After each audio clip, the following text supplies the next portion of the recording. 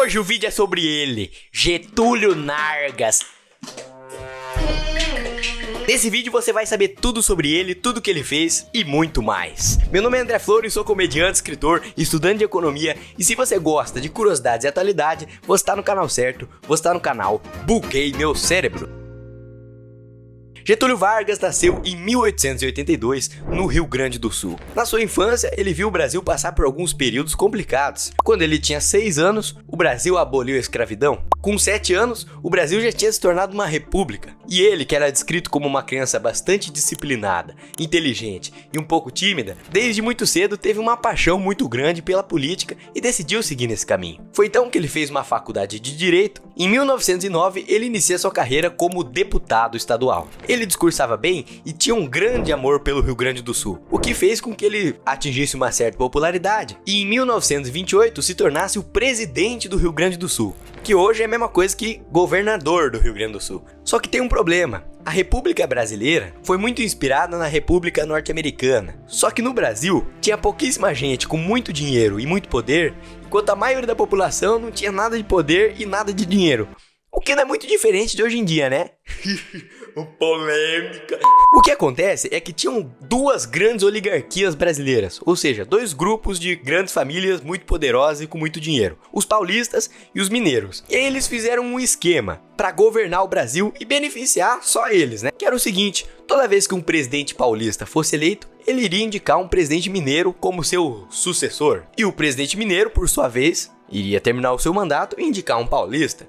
E ficaria nessa oscilação até onde eles quiserem, meu irmão. Ai. Só que daí aconteceu um problema. Washington Luiz, que era o representante da oligarquia paulista, que era também o presidente do Brasil, deveria indicar um presidente mineiro, pelo combinado. Só que daí ele foi lá e indicou outro paulista, o Júlio Prestes. E isso fez com que os mineiros ficassem revoltados, falassem uai. Então os mineiros, que já também não viam mais muito futuro nessa república oligárquica, decidiram se juntar com outros estados do Brasil para então de uma vez acabar com a República do Café com Leite e fazer uma república que seja de fato democrática. Se aliaram com vários estados, principalmente a Paraíba e o Rio Grande do Sul, do querido Getúlio Vargas. Vargas, que já tinha uma grande popularidade, se tornou o líder desse movimento contra a República Oligárquica.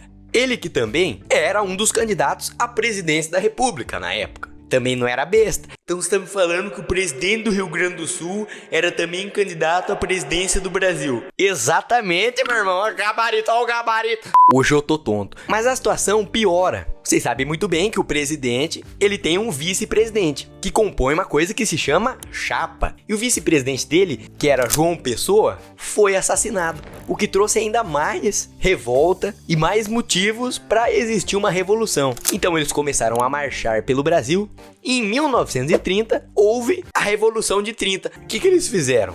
Se tornaram parceiros dos militares de cada um desses estados que participavam da Revolução e foram pro tiroteio para tentar tomar o poder. E foi exatamente isso que aconteceu. Em 1930, começou o governo provisório, tendo como presidente o Getúlio Vargas. A premissa de toda essa revolução era transformar o Brasil num país de fato democrático, com uma constituição, com leis, para evitar a arbitrariedade de quem está governando. Só que não foi muito bem isso que aconteceu. Em 1930, Vargas assumiu, aí passou um ano inteiro, 2 anos inteiros. Quando deu 1932, eclodiu em São Paulo uma revolta constitucionalista. As pessoas falaram: uai, você fez esse golpe aí falando que você ia criar uma Constituição? Cadê a Constituição? Com cerca de 35 mil soldados, começou um conflito armado entre o governo da República, que agora é do Vargas, e os paulistas, que exigiam uma Constituição. Apesar de toda a repressão, de certa forma Vargas cedeu. E 2 anos depois, em 1934, finalmente foi criada uma Constituição, que até hoje acredito que seja uma das constituições mais importantes do Brasil, porque trouxe o voto feminino, voto não censitário, e foi a primeira Constituição de fato que você olha assim e fala: é democrático, aí ó, tamo junto. O Brasil passou de um governo provisório e se tornou um governo constitucional. Vargas, nesse período, apesar de ser o presidente,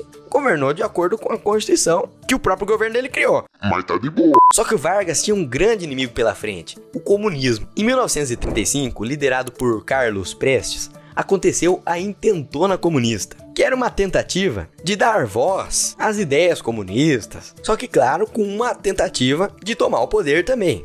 A chamada Aliança Nacional Libertadora reunia os comunistas, socialistas e os militares que estavam descontentes com o governo de Vargas. E Vargas então se viu ameaçado. Em 1937, divulgou para a imprensa que existia um suposto plano de dominação do poder, chamado Plano Cohen. Só que esse plano não era verdadeiro, era apenas uma manobra para que o Vargas conseguisse, em 1937, criar o Estado Novo. O que é o Estado Novo? É um novo governo criado por Vargas que suspendia a interferência da Constituição de 1934 e dava todo o poder para Vargas de novo.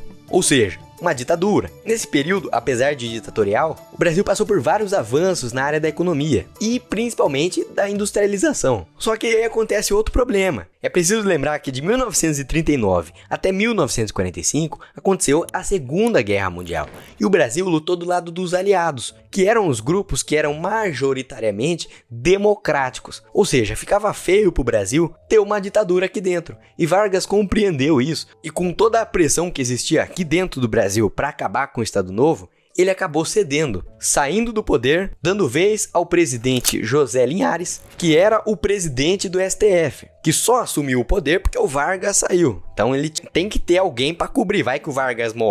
Spoiler. Depois do José Linhares, quem governou foi o Eurico Gaspar Dutra, que promulgou a Constituição de 1946. Ah, a história do Vargas acaba aí? Nananina. Ele decidiu se candidatar à presidência da República como qualquer pessoa faria dessa vez, de uma forma democrática. Foi lá e falou, não, beleza, chega de ditadura, vamos me candidatar normal, se eu ganhar, ganhei. E ganhou. Top!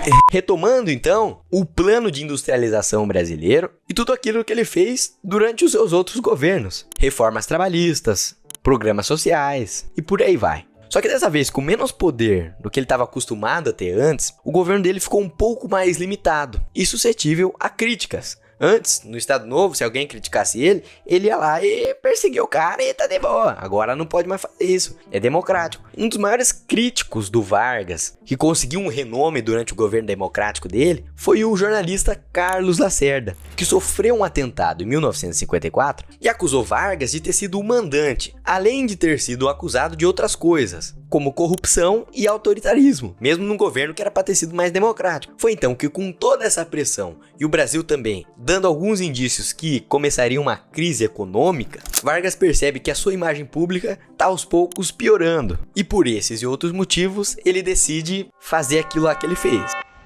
Na madrugada de 24 de agosto, os ministros militares dão um ultimato ao presidente: renuncie ou será deposto.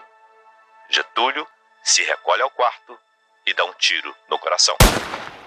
Ele fez isso como uma tentativa de, primeiro, salvar a imagem dele e, segundo, porque ele estava cansado de críticas e até mesmo de perseguições, podemos falar dessa forma. E assim acaba o último governo de Vargas. Se você gostou desse vídeo, curta, compartilha, comenta, mostra pra mais gente esse conteúdo aqui que dá muito trabalho, muita pesquisa, muita coisa, tá ligado, né? Getúlio Vargas, tamo junto, muito obrigado por ter assistido até aqui e